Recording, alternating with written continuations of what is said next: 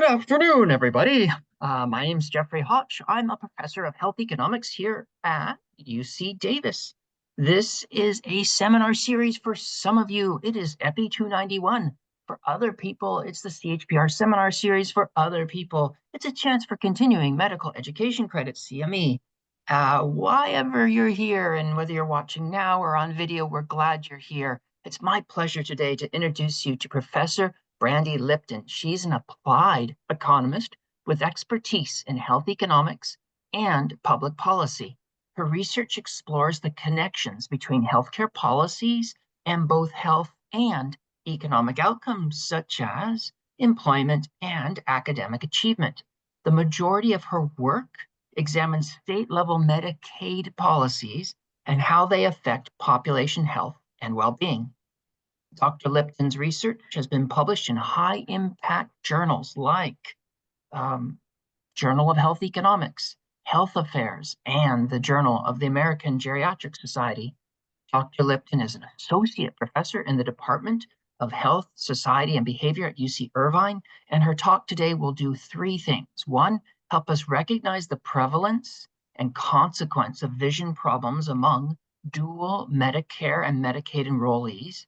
Two, interpret evidence on Medicaid routine vision coverage and its effects on eye care utilization, glasses use, and detection of systemic health conditions among dual Medicare and Medicaid enrollees. And lastly, three, explain how difference in differences methods can be applied to evaluate the impact of health policy interventions and inform clinical and population health decision-making. Thank you so much, Dr. Lipton, for sharing your research with us today. The floor is yours. Thank you for the kind introduction, and thanks for the invitation. Happy to be here with you all today sharing this work. So I think already got kind of a good overview. But I'll just quickly acknowledge our wonderful funders of the National Institutes of Health, National Eye Institute, and also my fantastic collaborators on this particular paper that I'll talk about today, Michael Boudreau at the University of Maryland and Melissa McInerney at Tufts University. So primary research questions for this work. So we are focused on state-level Medicaid routine vision coverage policies. Those are optional benefits for adults ages 21 plus, so states get to decide if they are going to provide them or not. And here we're applying kind of the question of the impacts of these policies to the dual eligible population. So that would be typically adults who are eligible for both Medicare and Medicaid, often, but not always, ages 65 and older. So actually a lot of duals are under 65 as well, and they may be eligible for Medicare based on disability. Folks over 65 would be generally eligible for Medicare based on meeting the work history requirements, as well as having lower incomes and therefore qualifying for Medicaid as well. So the questions we're applying here are, number one, when state Medicaid programs opt to cover routine vision services for adults, does that increase past year eye exams and glasses purchases among the dual eligible population? Question two, when states offer those benefits, does that reduce out-of-pocket spending on glasses? What happens to Medicaid spending and also fee-for-service and Medicare Advantage spending? So for those of you not steeped in sort of the US healthcare system, we have the traditional Medicare program, which up until I would say like 15 or so years ago was really the predominant mode of Medicare enrollment. Vast majority of Medicare enrollees were in traditional Medicare.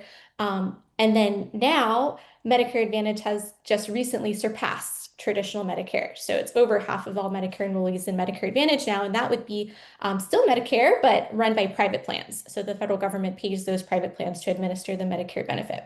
So you've got those two programs going on. So here, not to tease the results too much, but there are potentially differences between those two populations in the impacts of Medicaid routine vision coverage policies because of the way kind of benefits are structured across traditional Medicare and Medicare Advantage. Final question, does Medicaid routine vision coverage for adults potentially increase diagnoses of systemic conditions that can be detected during an eye exam?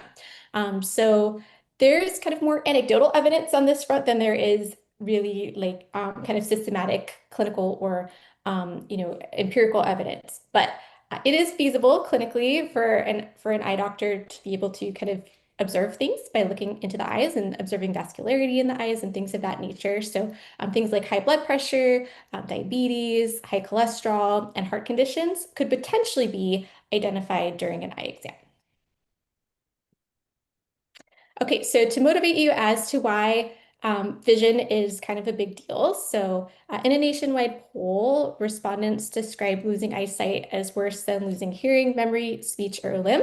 Of course, no one would like to have to decide between those particular outcomes, but this is just to kind of indicate that people do really value their eyesight.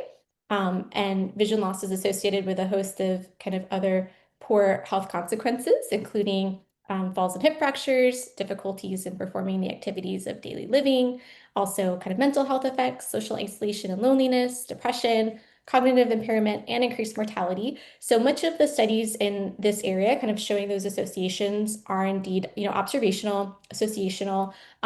But we do have some prospective evidence that when you follow people over time and you see their vision worsen, then you might see a higher prevalence of some of these conditions as well. And there are some interesting studies looking at, what happens when cataract surgery is randomly delayed, and then kind of do we see an increase in the prevalence of some of these things? And we do. So I think there is like a good body of evidence showing, some of these associations.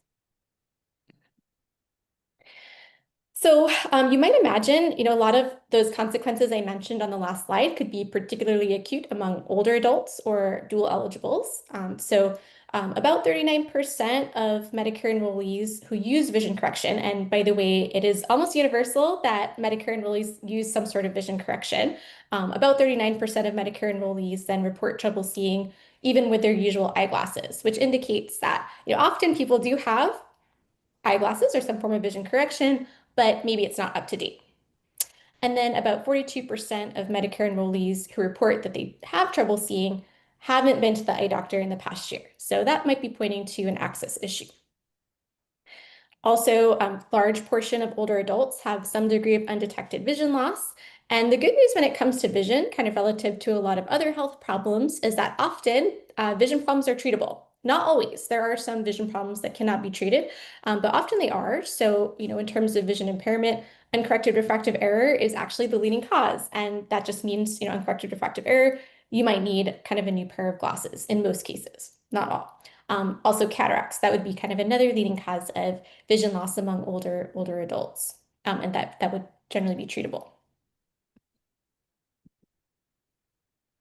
So just to kind of summarize for you what the coverage landscape looks like, because it is, I would say, a little bit complicated to think about sort of the interactions between these two programs. So you can see on the left column, Medicare coverage, and that really refers to traditional fee-for-service Medicare coverage. And on the right, Medicaid coverage. And then I'll say a word about, remember earlier I mentioned the Medicare Advantage program, which now a lot of folks are enrolled in as well. But in terms of, routine exams, eyeglasses for refraction or vision correction, and low vision devices for those folks who might need like magnifiers and loupes and such things. Basically, traditional Medicare does not provide coverage for any of those services generally. And then Medicaid, I mentioned, basically under the early and periodic screening, diagnostic, and treatment benefit, EPSDT. All state Medicaid programs do cover routine vision services for children and people up to age 20, but 21 and over, there's no requirement, and so states get to choose if they're going to cover the benefit or not, and states have added and dropped those benefits over time. Then we've got screening for cataracts, so no requirement there under traditional Medicare, and for Medicaid as well, you'll see kind of that's optional too. So states can and do choose to cover cataract screenings or other types of screenings, but they don't have to. Screening for glaucoma and diabetic retinopathy, there are some traditional Medicare covered services depending on who you are. So if you have higher risk for those conditions, then you might get Medicare covered screening. So people who have diagnosed diabetes can be screened for glaucoma and diabetic retinopathy. If you have a family history of glaucoma, if you are Black and ages 50 plus or Hispanic and ages 65 plus, then you might get kind of screenings for glaucoma covered.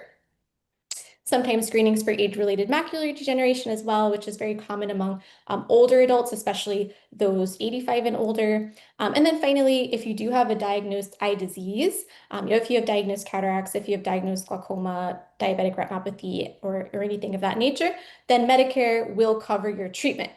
So you might find it hard to get diagnosed if you don't have coverage for just regular eye exams, but if you do get a diagnosis, then you can get treatment. So in general, where does Medicaid come in besides sort of the routine vision services? Well, generally, Medicare will cover some portion of those screenings and treatments, and then Medicaid will come in and cover the remaining amount for dual eligibles.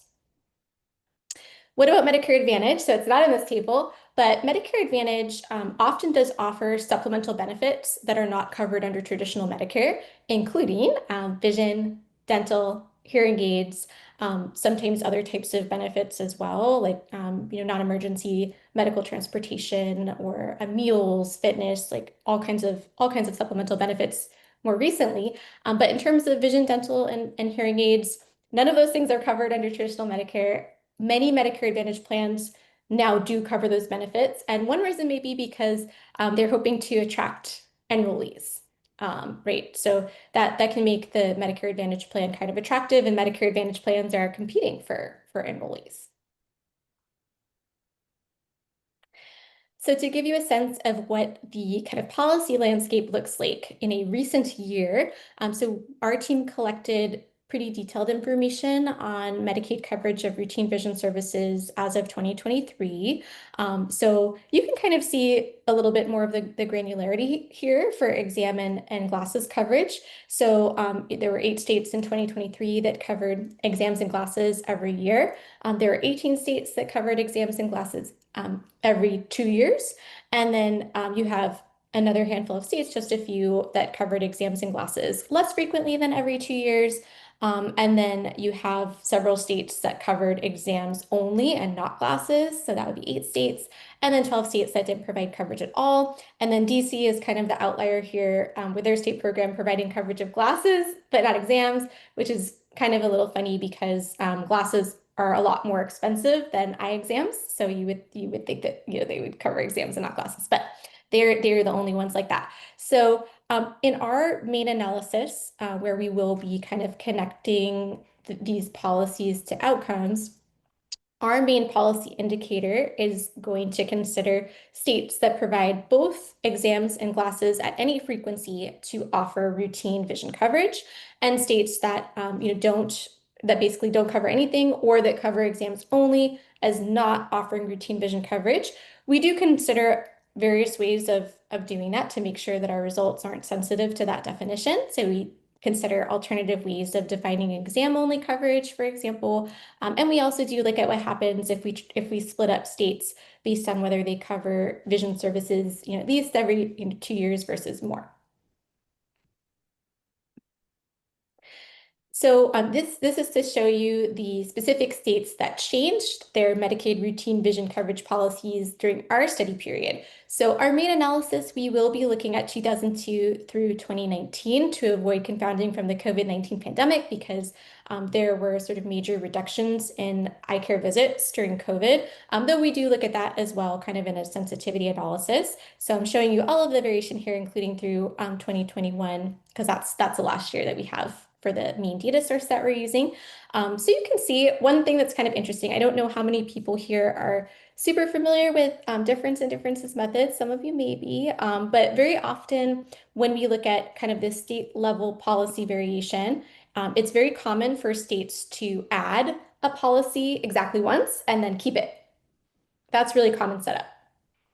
This setup is a little less common because states here both add and drop benefits, and we have states that actually change their benefits multiple times. So that's a little less common, and it also makes the empirical analysis, I would say, maybe more interesting and sometimes more challenging.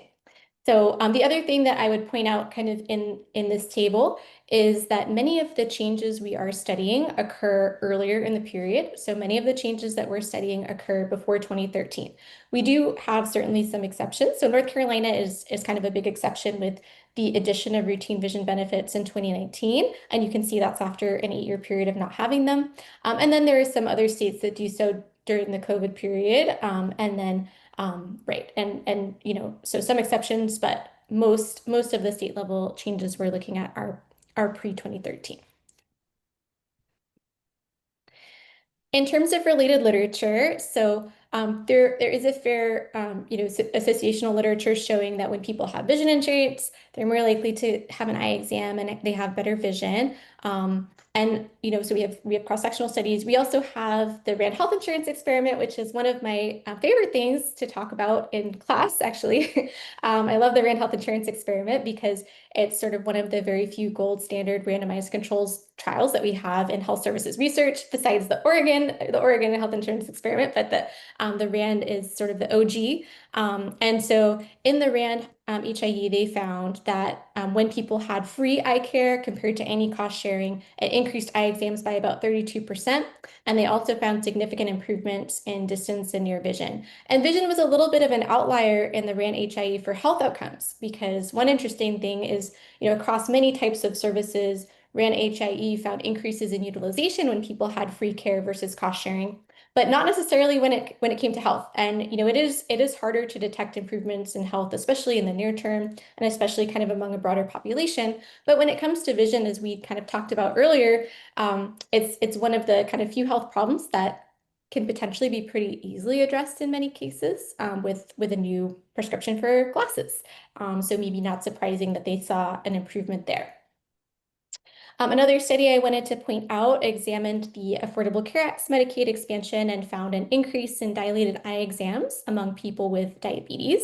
And so the theory there would be, Medicaid expansion, more people eligible for Medicaid, many states, Medicaid programs providing routine vision coverage. So we might see an increase in exams. So in terms of studies of of the nature of the one I'm talking about today, looking at the impacts of state level Medicaid routine vision benefit decisions, there aren't as many. So I just wanted to point out a couple, and I will, full disclosure, say that these are our studies. If I knew of other studies, I promise I would include them. But basically, this research finds that when Medicaid programs cover routine eye exams and glasses, there's an increase in past year eye exams of about 4.4 percentage points, which is a 16% relative increase. Reductions in unmet need for eyeglasses by about 5 percentage points, or a 27% reduction, and also reductions in reported trouble seeing by about 2 percentage points. Also, research finds that when states provide routine vision benefits, Medicaid enrollees are more likely to work full-time, and also more likely to switch to occupations that require higher skill levels.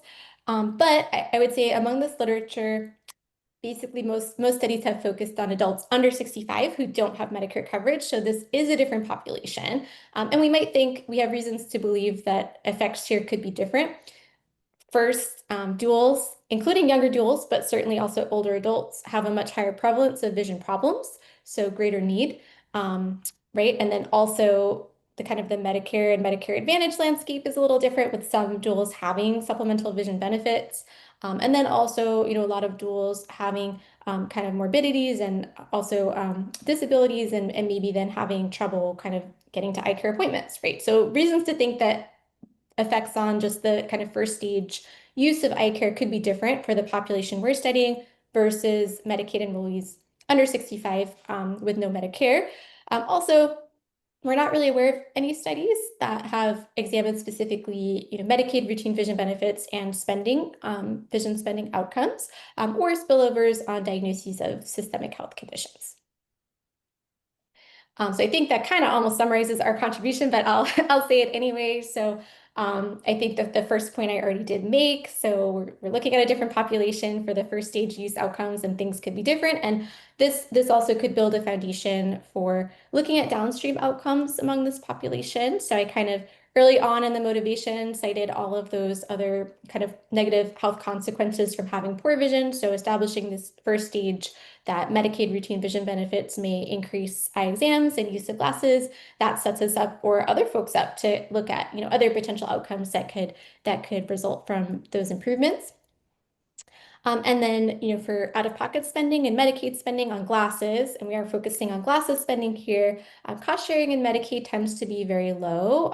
Typically, well, historically it has been. We know there are maybe some changes coming down now in the policy arena, but historically, cost sharing in Medicaid for enrollees has been really low, usually either no cost sharing or up to $3. Also, Medicare Advantage plans, as I mentioned, may cover routine vision care, but often those plans do have annual limits or out of pocket responsibilities for enrollees.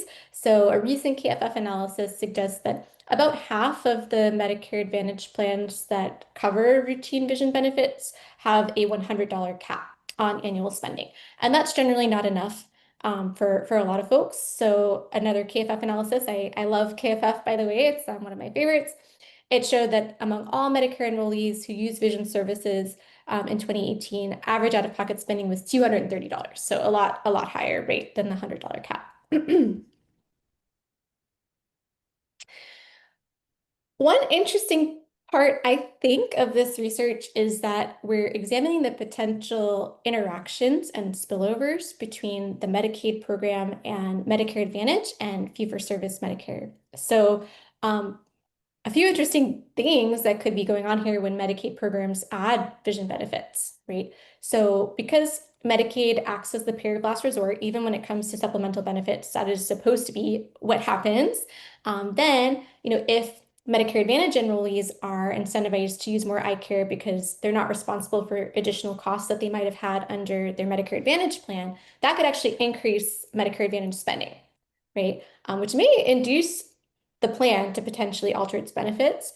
Also, it could induce enrollees to change their plan selection, right? Because if, I, as a dual, was attracted to a Medicare Advantage plan because they were offering these supplemental benefits, and now I have that same benefit in my Medicaid coverage, I might say, oh, I don't need to be enrolled in this Medicare Advantage plan anymore. And, this Medicare Advantage plan has a narrow network, and, they use prior authorization and there's more administrative burden. So I might, I might decide to enroll in traditional Medicare instead.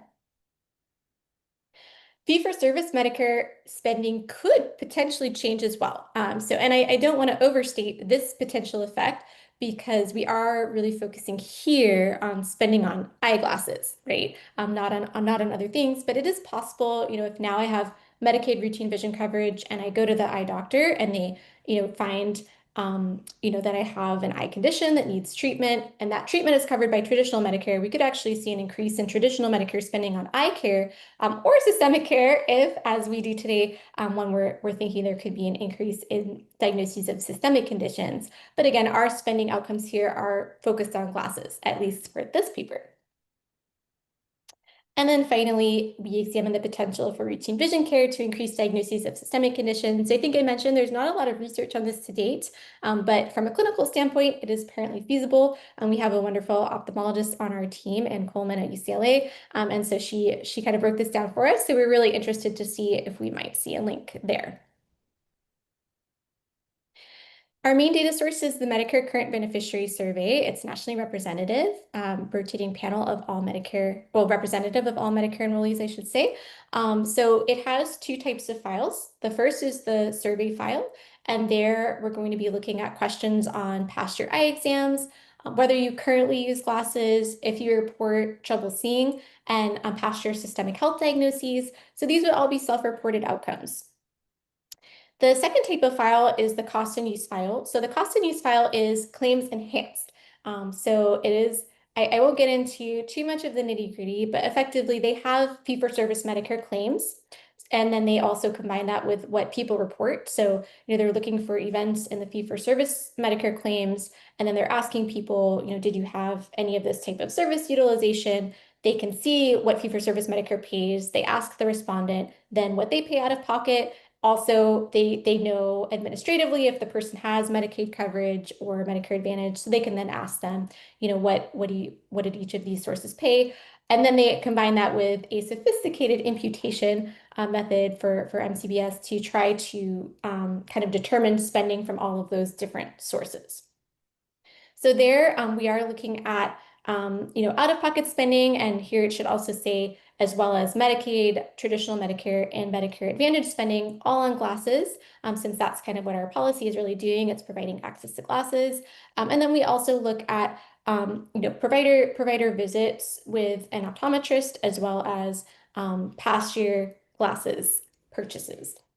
We combine this with historical state-level Medicaid vision coverage policies. So we did use KFF here, which is a source that I've used in the past and work on Medicaid routine vision benefits, but we wanted to do an extra careful job. So we also kind of combine the KFF information with a bunch of different sources to triangulate and make sure that everything matched up, and kind of did our very best to get accurate dates. So we use the Westlaw codes and regulations, as well as the contact with state Medicaid offices, the state plan amendments database through the Centers for Medicare and Medicaid Services, which is pretty cool as well. You can see when states put in an amendment to get approval from CMS to change their Medicaid program. Our main sample is Medicare beneficiaries interviewed for the Medicare Current Beneficiary Survey during 2002 to 2019. And then we use an administrative indicator for Medicaid enrollment anytime during the year to define our dual sample. And then we do include duals of all ages. So as I mentioned, a lot of duals are actually under age 65. It's nearly half. So we do consider duals of all ages, but then we also look at our results separately for duals under 65 and over 65. We require that people be community dwelling, non-missing on demographic variables. And we do exclude DC because, as I mentioned toward the start of the talk, they're the only ones who provide glasses only coverage. So they're kind of different from all of the other states. So approach is a difference in differences model. So this is a kind of pretty, I would say, pretty standard two-way fixed effects model. So now there's been a lot of innovation in difference in differences. So we have lots of different methods. For a long time, this was like the one way that people did things. But I will show you kind of this way, as well as one alternative way. So effectively here, what we're doing is regressing each outcome kind of at the individual level by their state of residence and the year that we see them in the MCBS against the vision policy indicator that I mentioned earlier, which is binary, and it's equal to 1 if the state provides exams and glasses in their Medicaid program, and 0 for everything else. We control for demographic characteristics, as well as time varying state level policy variables that may potentially kind of affect the outcomes importantly, and could be changing during our study period. So that includes the Medicare Advantage penetration rates, which is growing over time, Medicaid managed care penetration rate also growing over time, the Affordable Care Act's Medicaid expansion, federally qualified health centers per capita, which are an important source of healthcare for Medicaid enrollees and duals, and then ophthalmologists per capita to account for provider supply, changes in provider supply, and state unemployment rates. Then we include state fixed effects and year fixed effects. So that's why it's called a two-way fixed effects model, state and year. And so the state fixed effects account for any kind of time invariant state level characteristics that could be correlated with the outcomes. And then the year indicators account for national trends in the outcomes over time. All the models use MCBS sampling weights, and errors are clustered at the state level, which is very standard in these types of models to cluster errors at the level of the policy. Otherwise, we would be potentially overstating statistical significance.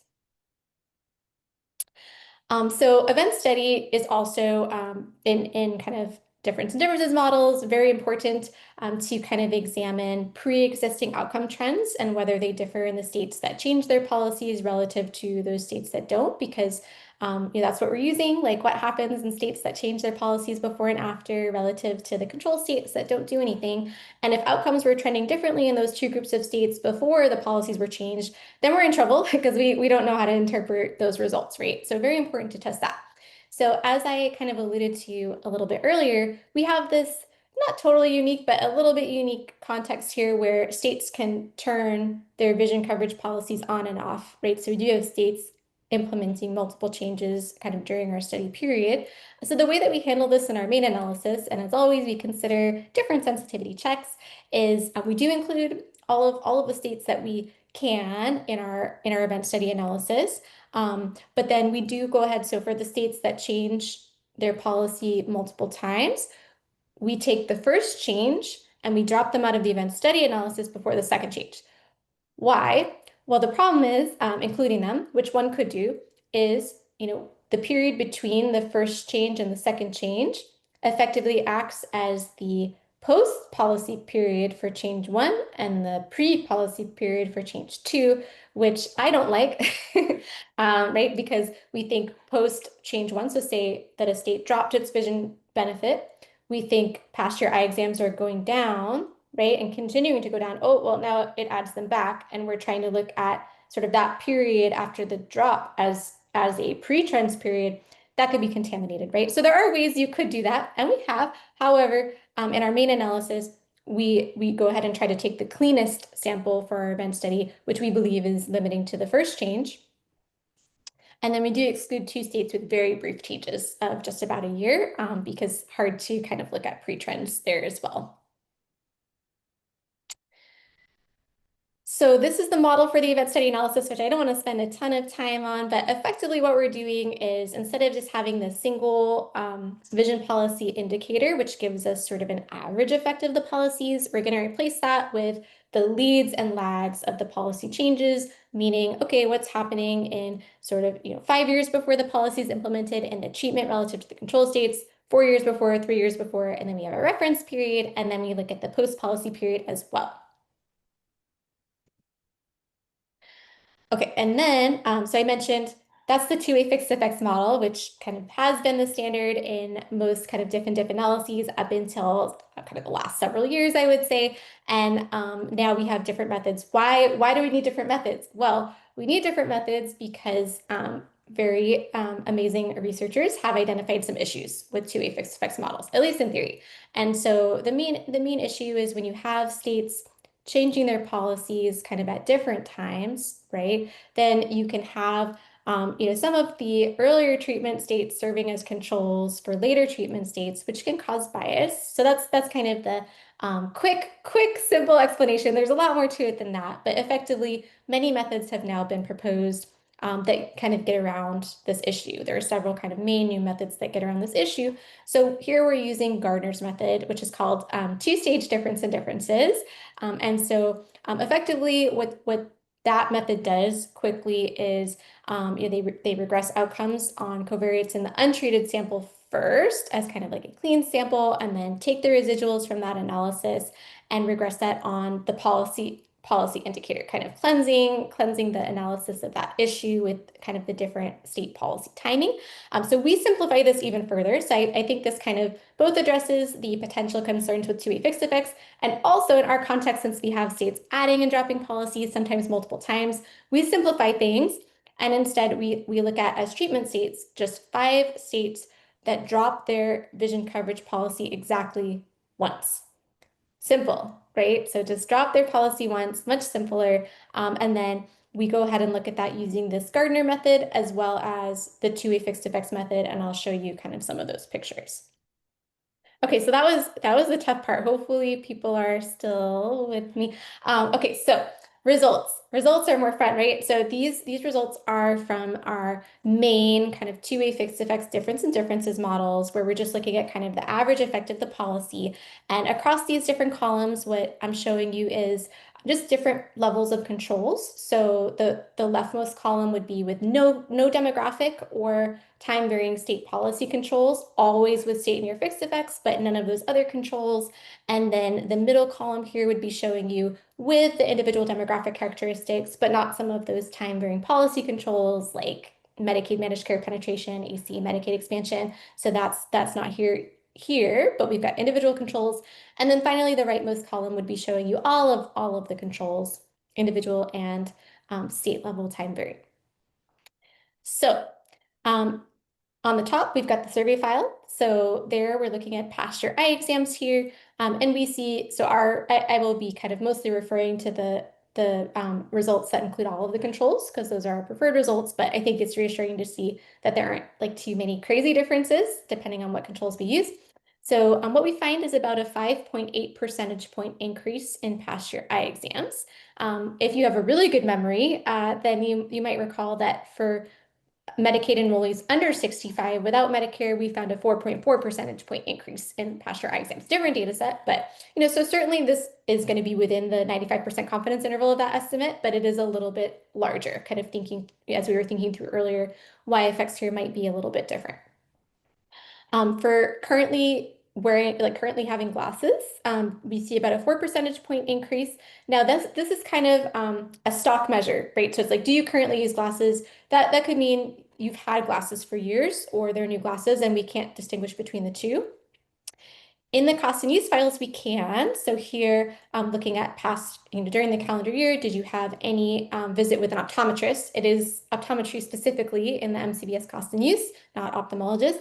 And then did you have a glasses purchase during the calendar year? So now this is the flow measure. The glasses event in the calendar year is actually the flow measure. So this would mean you actually purchased glasses this past year. And you can certainly see that in the means as well. So do you, on the top, the stock measure for the survey file, it's about 76% of people who currently own glasses. Not a huge surprise. Most folks in this sample require vision correction. But in terms of having a glasses event in the calendar year, it's only about 18%, which makes sense, right?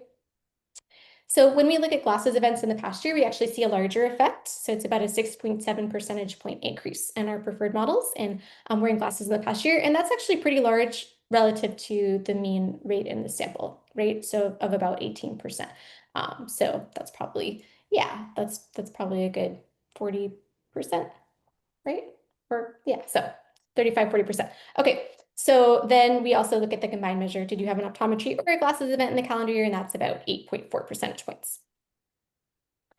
All right, so this is the event study that I was talking about. So what are you looking for? Well, basically to the left of the dashed line is evaluating the pre-trend. And so these are 95% confidence bars. So what we would want to see is lots of estimates to the left of the dashed line that are significantly different from zero. So here none of them are. What we also don't like to see is like an obvious trend up or down. So even if none of the individual coefficients were significant, if we saw them kind of getting larger in magnitude or smaller in magnitude, that would concern us as well as potentially then like maybe it's a continuing trend to the right.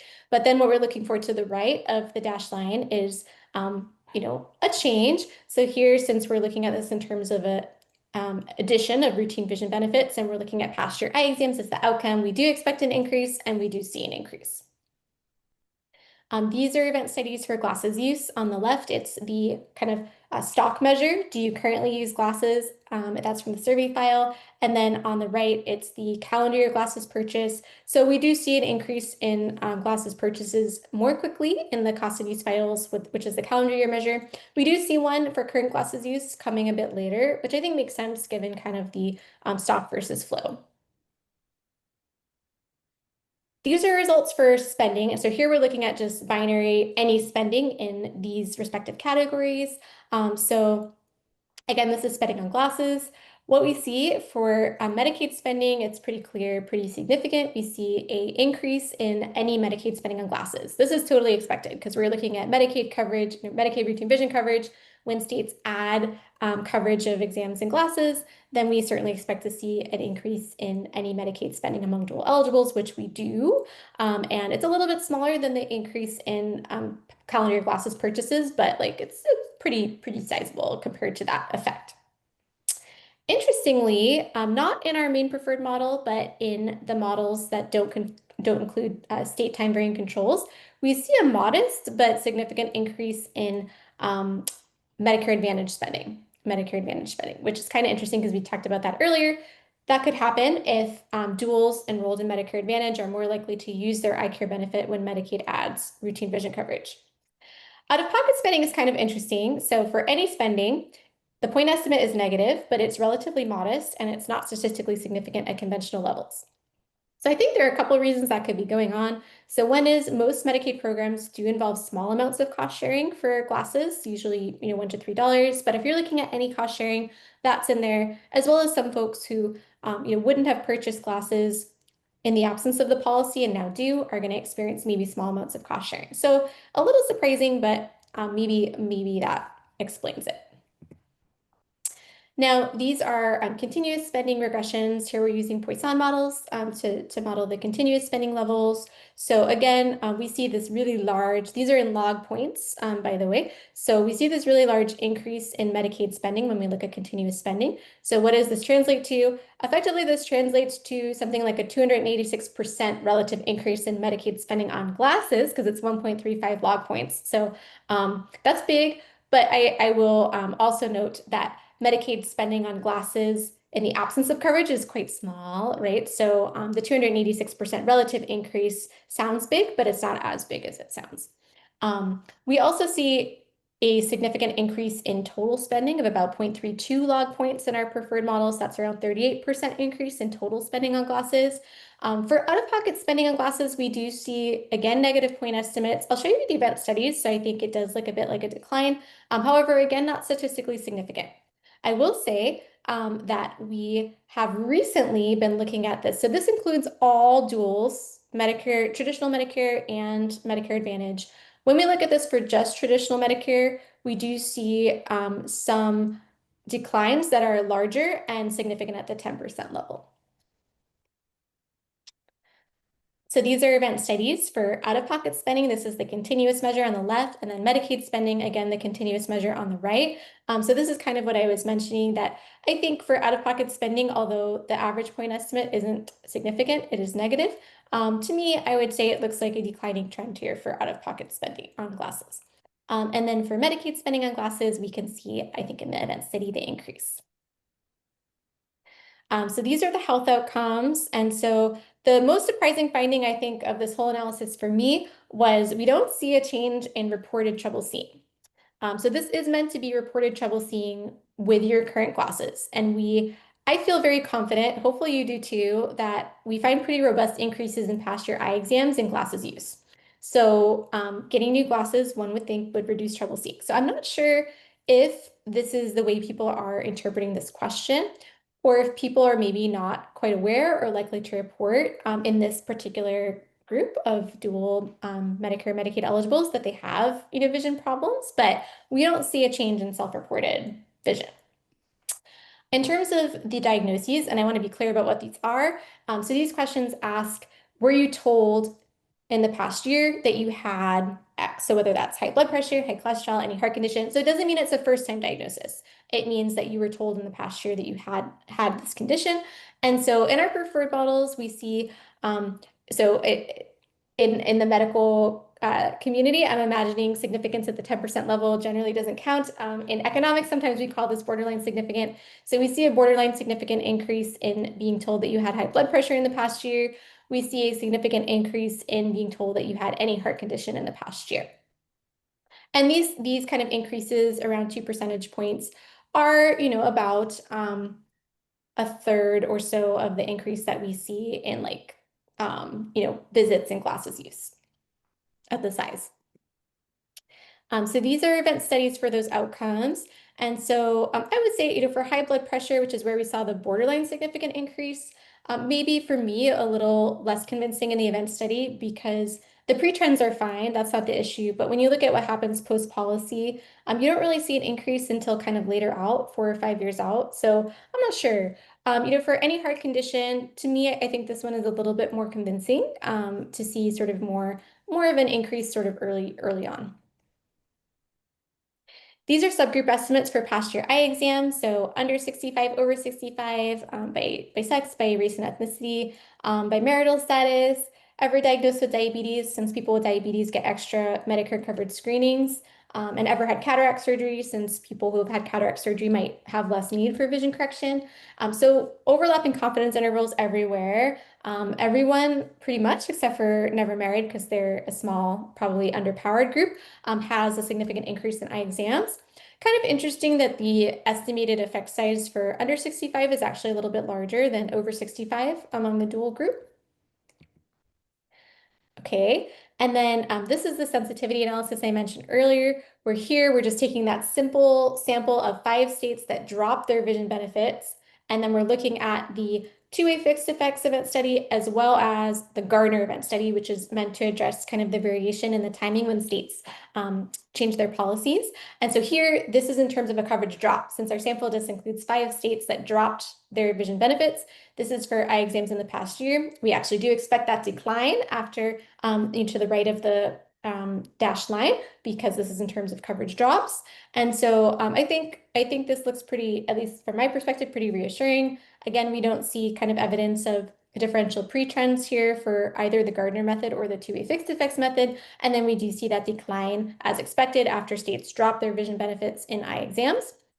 And this is for I'm currently wearing glasses. Again, the survey file, same deal. And so I think, again, not really concerning in terms of to the left of the dashed line for pre-trends in either Gardner or the two-way fixed effects methods.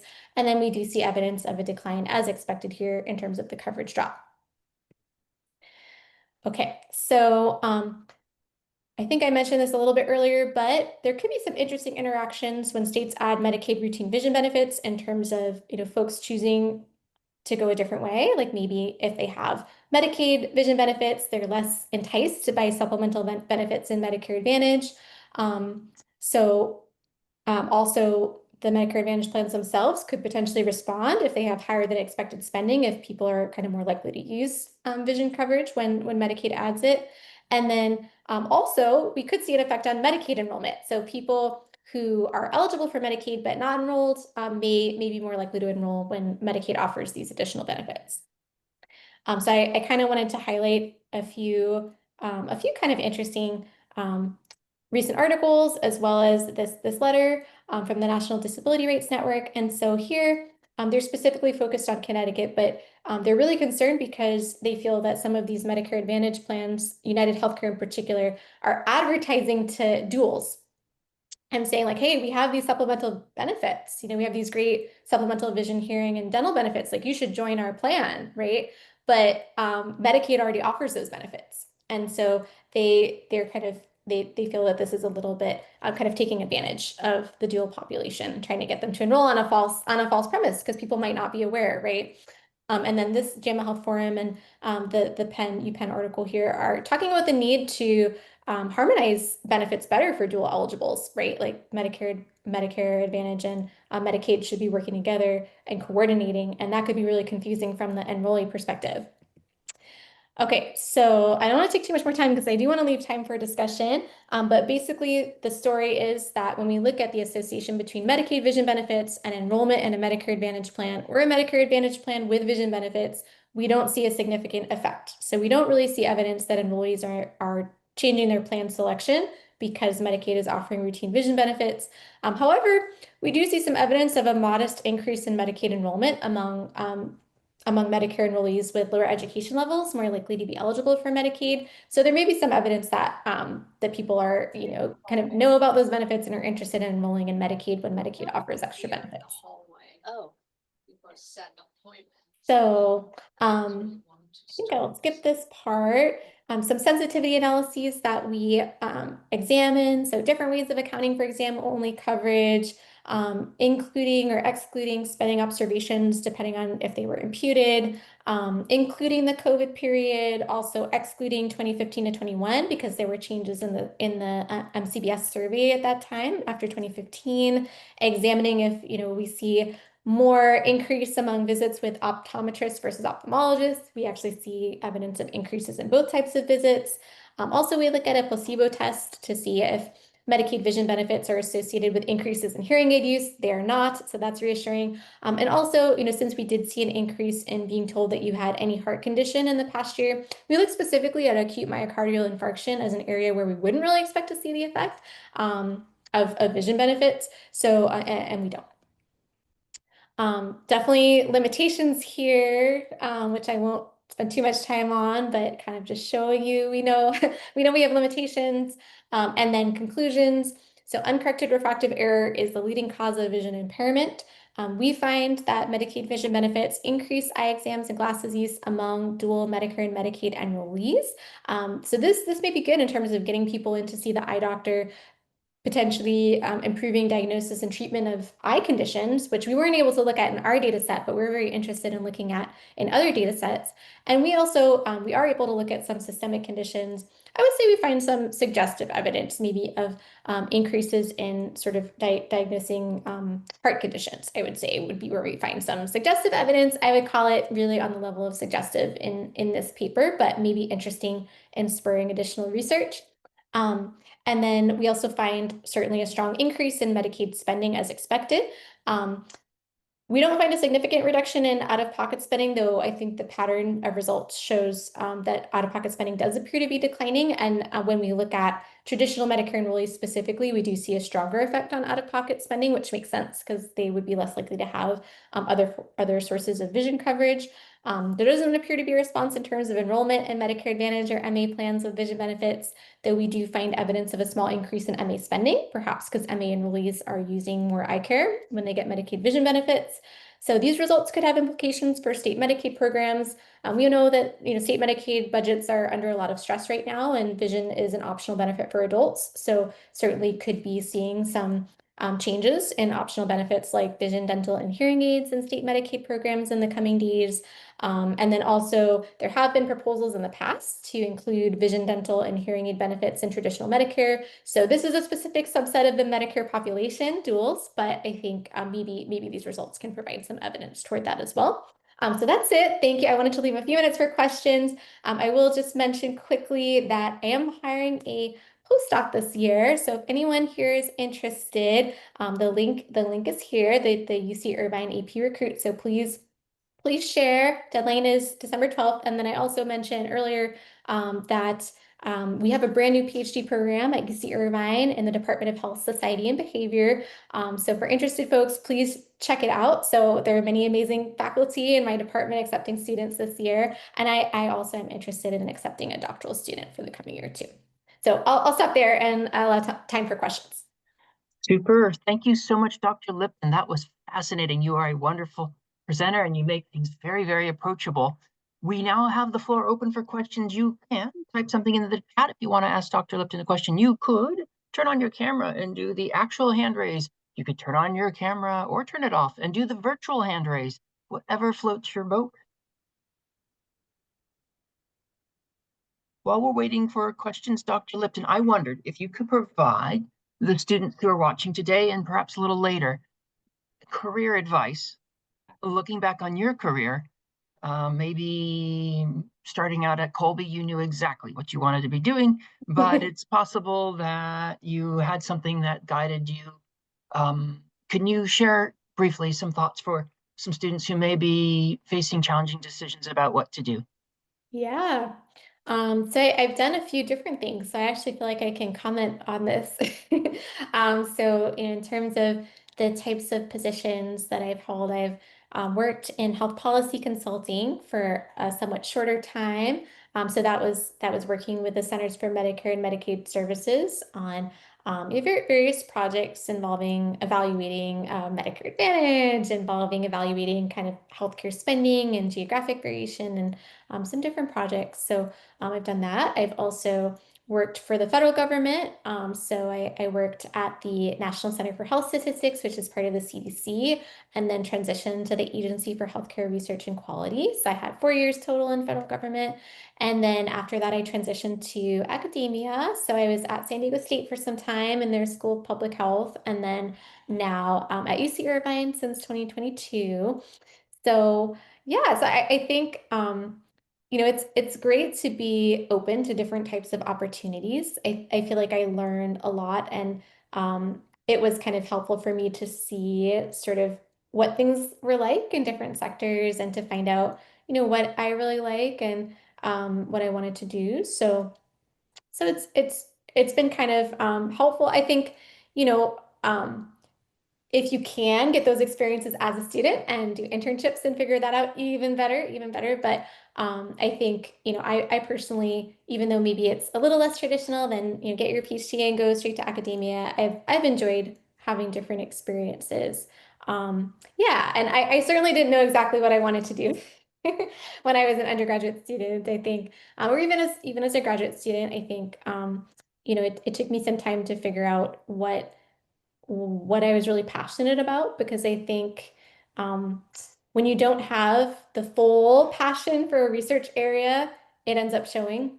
I think right? And it's because it's it takes a lot of kind of grit and perseverance to complete research projects. So I think when you're really passionate about something, it really helps. But I'm happy to take targeted questions on career advice or anything else. Super, thank you. I think we've got a question from Bobby. Bobby?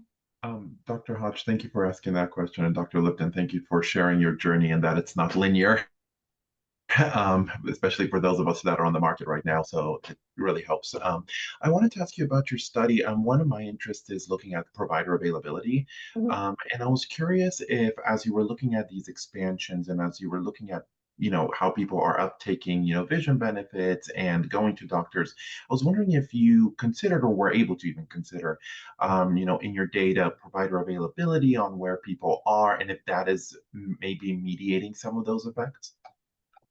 Great question. So I don't know if I have a super satisfying answer for you, but I do know from older data. So there was a study in Health Affairs by Sandy Decker, and I don't remember the exact year. It might be around 2013 or so, where she did document the acceptance of Medicaid patients across different specialties. And interestingly, eye doctors actually had some of the highest Medicaid acceptance rates of any of the specialties. So I don't know if that would still be true if one looked at kind of more recent data. But I always thought that was interesting because as people may know, Medicaid tends to be kind of a less generous payer than private or Medicare. Now, in terms of eye care, that may look a little different. But yeah, so oftentimes people are concerned about access issues in Medicaid, that providers may not want to see Medicaid patients. I will mention, so we have just recently started looking at sort of reimbursement policies that may mean kind of eye care providers get lower reimbursement versus higher reimbursement. And we are seeing some effects there in terms of like eye care visits among this population, the dual population. So we do see that, and we do attempt to control for ophthalmologists per capita. But I think you could probably get a lot more granular with it. I don't know. I mean, yeah, that would be interesting to kind of maybe have like larger data, like with finer geography than what we're using, and to look into that. Yeah. Thank you so much. Appreciate it. I have ideas, but I'll reach out to you separately. Great. Thank you, Bobby. Dr. Lipton, we are reaching the end of the session today. What is the main take-home message you want us to remember from your talk? Hmm. So the main take-home message. Well, I may be biased because I've done a lot of work on in this area on Medicaid routine vision benefits, but glasses and eye exams are a relatively inexpensive kind of healthcare intervention. And so I think, to the extent that they may be able to mitigate some of the negative health consequences we see with poor vision that affect older adults, I think that's a good thing. And I think we do see certainly that Medicaid routine vision coverage increases eye care access. So I guess that's my message. I think we see positive effects of these policies. Really, really, really, really, really quick. If somebody pushed back and said, "Oh, I think your results show that basically if you offer these things, it increases costs," how would you respond to that? Yeah, I mean, I think that it does increase costs. But, it's not several $1,000s per person, right? It's like a couple $100s per person. So I would say that, among all the interventions we consider, this one could be meaningful. So I think maybe we need to work more toward kind of evaluating what other kind of downstream effects these policies might have. In terms of like, are they improving? So we see a glimmer maybe of kind of increasing diagnoses. Now that may not reduce healthcare costs, but earlier diagnosis could be a positive thing. So I think maybe we have a little more work to do to kind of suss that out. Super. Thank you. Before I say goodbye and thank you, I just want to read you a comment from our director in the chat. She writes, "Thank you, Dr. Lipton. Such a great example of policy relevant, rigorous research." I Oh, just want thank to you. echo that as well. Thank you, Dr. Lipton. We really appreciate you sharing with us your work today and letting us know about two opportunities with you, a postdoc opportunity on the slide, as well as potentially a chance to be your PhD student if they apply for, which program was it again? Health, society, and behavior. At UC. Irvine. Got it. Thank you so much, Dr. Lipton. Have a good rest of your day. Thank you, Dr. Hodge, and thank you all for being a great audience. Bye for now. Thank you. Bye.